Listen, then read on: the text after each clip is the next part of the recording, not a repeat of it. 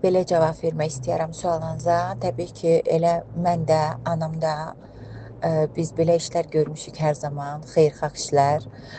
Təbii ki, elə olur ki, toylarda misal üçün ya gəlinin, bəyin, ya onların valideynlərinin arzusu olursan, yəni sevirlər səni, ancaq maddiyyat durumları o qədər də yaxşı olmadığı üçün, zəif olduğu üçün səni toylarına, xeyir işlərinə çağıra bilmirlər. Və biz də təbii ki, hər zaman belə ailələrin yanındayıq. Ona görə ki,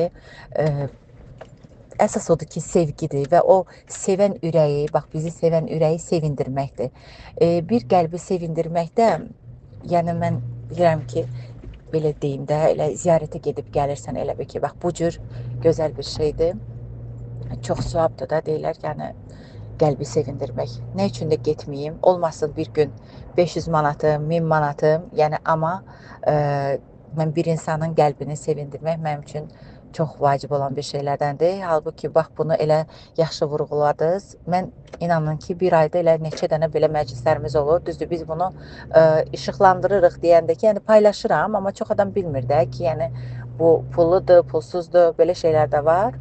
Amma biz özümüz bilirik, əsas Allahımız bilir. Yəni təbii ki, toyla da bir yerdə ümumiyyətlə xeyirxah işlərimiz olur, xeyirxah addımlarımız olur. Elə mənim də, anamın da nəinki bunu yad insanlar deyim, yad maddiyyatı çatmayan insanlar, hətta bizim elə qohum əqrabalarımız da var ki, yaxın tanışlarımız da var ki, indi onlarda da iştirak eləyirik. Yəni hər getdiyin yerə düzgün deyil ki, pul gözü ilə baxasan.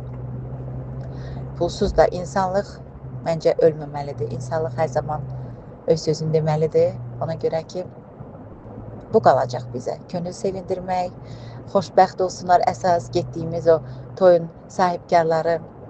Bəli, gedərəm də, iştirak edərəm də və etmişəm də. Nəinki mən, dediyim kimi elə valideynlərim də. Biz bu işdən heç vaxt yəni qaçmırıq. Hətta şəhid ailələrində belə bacısı olsun, övladları olsun, iştirak etmişik. Çox gözəl toy aparmışıq. Yəni belə. Çox sağ olun verdiyiniz bu gözəl sualınıza görə. Yəqin ki, ürəyinizcə də olar cavabım.